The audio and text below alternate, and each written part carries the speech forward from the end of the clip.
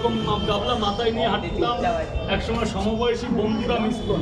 তো আমি চাই আমার দেখা থেকে আরও 5টা লোক বাড়ুক, আরও 5 জন বিক্রি করুক, সে তো আমারটা কেড়ে নেবে না, তার কর্ম সে করবে। এরকম পরোটা যদি বলো রাজুদা একা, তা না, প্রচুর আছে। তুমি ধরো হাওড়া, হুগলি, এই আশেপাশে যাও, প্রচুর আছে। তা আরও 2টো দোকান হোক, তাতে কারখানা হলে আরও 2জন যেন ব্যবসাটা করতে পারে।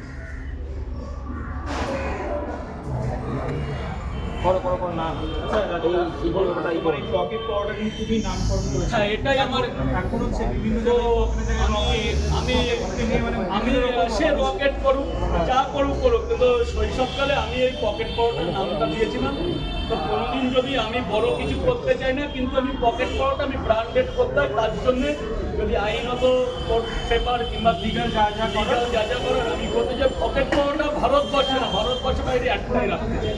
তার জন্য যদি আমার এই ভারতবর্ষেও যদি কিছু করতে হয়, প্রশাসনিক দ্বারস্থ, কোর্ট হোক, হাইকোর্ট হোক, লোয়ার কোর্ট হোক, আর জাজমেন্টের অনুযায়ী আমি এই পরোটাতে একটাই ব্র্যান্ড, যেমন জ্যামেটো, সুইগি, কিন্তু ব্র্যান্ড একটাই, খাদিম, বড় বড় একটাই ব্র্যান্ড, তাদের শাখা হতে পারে, কিন্তু আমি পকেট পরোটা একটাই নাম রাখতে চাই। তার জন্যে আমি আইনত ব্যবস্থা নেব। এবং যেহেতু আমার তো মানে ট্যাক্সের কোনো দায়িত্বে আসবে না, যেহেতু আমি স্ট্রিট ফুডে বিজনেস করি, তো তার জন্যে আইনের যা ব্যবস্থা আছে সেই অনুযায়ী আমার একটাই নাম। কারণ আজকে ঝোপে যারে বলতে পকেট পরোটা আমি এটা হতে দেবো, দোকান 40টা হোক, সে যদি চায় আমিও গিয়ে তাকে সাপোর্ট করবো, কিন্তু পকেট পরোটা আমারই থাকবে, আমারই লোগো থাকবে, আমারই সিগনেচার থাকবে। সে করে খাক, একটা পরোটার দোকান হয়েছে, রাজুদা একটু আসো, আমার কোনো বিনা পারিশ্রমিকে আমি যাবো, আমি গিয়ে তাকে উৎসাহ দেওয়া, সেটা পকেট পরোটা দিতে হবে। সেটা পকেট পরোটার ফ্র্যাঞ্চাইজি দিতে চাও? ফ্র্যাঞ্চাইজি না, পকেট পরোটার একটাই নাম করতে চাই, ট্রেডমার্ক করতে চাইছে, ট্রেড লাইসেন্সের আয়ত্তে আনতে চাইছি। কিন্তু দোকান না থাকলে তো হবে না, যেহেতু আমার দোকান এখন পাবলিক প্লেস, ফুটপাতে ব্যবসা করেই চলে যায়। হ্যাঁ, এটা ট্রেড লাইসেন্স করতে গেলে একটা নির্দিষ্ট শাটার লাগে, আমার সেটা নেই। তার বিপরীতে কি আছে, এটাকে হবে আগামীতে পকেট পরোটার নামে ব্র্যান্ড করতে চাই, যেটা খাতা হলো না, আমি দোকান করতে চাই, এইভাবেই করতে চাই। কিন্তু পকেট পরোটার সিগনেচার আমার, ব্র্যান্ডটা তোমার, ব্র্যান্ডটা আমার থাকে। তার যদি বিকল্প কিছু থাকে প্রশাসনিক আলোচনা করবো। তোমরাও যদি কিছু জেনে থাকো এই সম্বন্ধে শিক্ষিত মহল থেকে, তাহলে আমাদের তোমার এলাকার বিখ্যাত মাঞ্চু দাদা তোমার হয়ে কিছু বলেছিল বলে আজকে একটা বিশাল বড় কন্ট্রোভার্সি। এর সম্বন্ধে আমি কিছু বলতে চাই। সাম্প্রতিক আমি এই পরোটাটা করছি, আজকে 14 বছর ধরে এই বিজনেসটা করছি।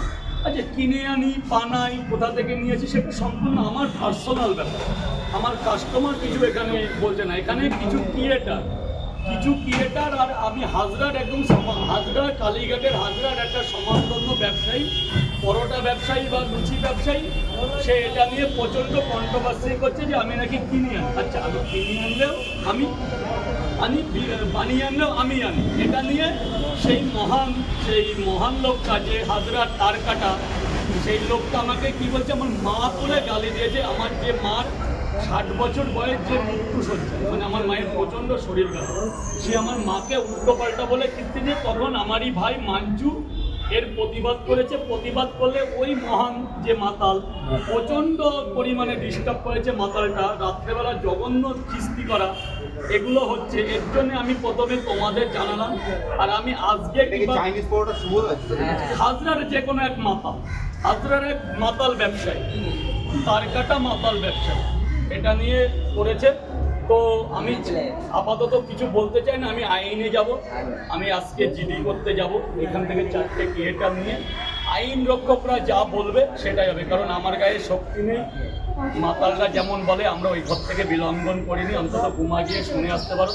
আর ওই সব স্যাঁচরা লোক যদি কোনো ঘুমাই যায়, তো ওরা বুঝবে যে কুমার ছেলে কেমন হতে পারে। আর মাঞ্চুদা আমাকে একটা কথা বলেছে, ও কিন্তু কালীঘাটের আদিগঙ্গা নিয়ে কিছুই বলতে চায়নি, ও কেন মা বোন নিয়ে কিস্তি করলো এটাই বলতে চেয়েছে। জঘন্য কিস্তি আমাদের কাছে ফুটেজ আছে, এটা নিয়ে আমি তীব্র ধিক্কার জানাই। ধিক্কার কালীঘাটের কি জন্য কালীঘাটের মাতালবাবুকে আমি ধিক্কার জানালাম, হাজরার মাতালবাবুকে আমি ধিক্কার জানালাম। ধিক্কার যে আমার মায়ের সম্বন্ধে বলতে পারে। আমি মনে করি না ওকে কোনো মা জন্ম দিয়েছে, আমি মনে করি ও কুকুরের পেট থেকে জন্মেছে। আমি মনে করি এরকম সন্তানকে কোনো মা কোনো মা এরকম মাকে সন্তানকে জন্ম দিতে পারে না। আমার মানে আদিকালে জন্মেছে, আমার মানে কুকুরের পেট থেকে পড়েছিল। তা না হলে কোনো সন্তান কোনো মায়ের সম্মানে জঘন্য ভাষা দিতে পারে না। আর মাতালবাবু রাত হলেই শিয়ানা হয়ে যায়, তো শিয়ানাটা যেন আমাদের সামনে এসে দেখা। আমি সামনে লড়তে বেশি ভালোবাসি। তো মাতালবাবু আপনাকে বলছি যে কখনো যদি লড়তে ইচ্ছা হয় আমার সামনে এসে লড়বে। আর মাঞ্চু যেটা করেছে বেশ করেছে। গোমার ছেলে মাঞ্চু আছে, আমি আছি, আমার পেছনে আরও ফল গোমা আছে।